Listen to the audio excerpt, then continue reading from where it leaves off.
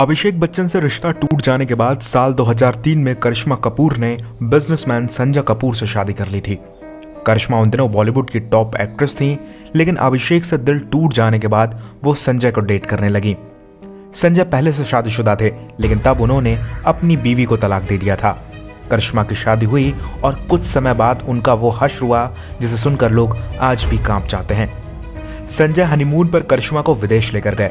Hotel के कमरे में संजय ने अपने कुछ दोस्तों को बुलाया और कहा कि ये मेरी बीवी है, तुम लोग इसकी बोली लगाओ, जो सबसे ज्यादा देगा वो इसे अपने साथ ले जाएगा। करिश्मा को पहले तो ये मजाक लगा, लेकिन जब वहां बोलियां लगने लगी तो करिश्मा को एहसास हुआ कि उन्होंने गलत आदमी को अपना जीवन साथी चुन लिया है। जैसे तैसे करके करिश्मा उस दिन बच पाई। इस हादसे के बाद करिश्मा दहशत में आ गई, लेकिन फिर भी उन्होंने अपने घर पर यह बात नहीं बताई। इस बात का फायदा संजय ने उठाया और वो आए दिन करिश्मा को परेशान करने लगे।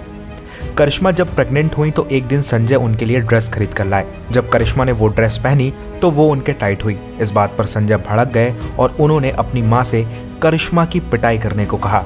इसके बाद हर दिन करिश्मा पर टॉर्चर शुरू हो गया, जिसके बाद उन्होंने फैसला कर लिया कि अब वह संजय के साथ नहीं रहेंगी। करिश्मा ने यह भी खुलासा किया कि तलाक के बाद संजय अपनी पहली पत्नी के साथ फिजिकल थे। इसके अलावा करिश्मा ने यह भी कहा कि संजय ने उनसे शादी सिर्फ इसलिए की क्योंकि वह उस समय सबसे सक्सेसफुल एक्ट्रेस थीं। वहीं संजय ने कहा कि करिश्मा कभी एक अच्छी पत्नी नहीं बन पाई। साल 2016 में संजय ने करिश्मा से तलाक ले लिया और फिर से तीसरी शादी कर ली, जबकि करिश्मा ने अपना सारा ध्यान बच्चों पर लगा दिया।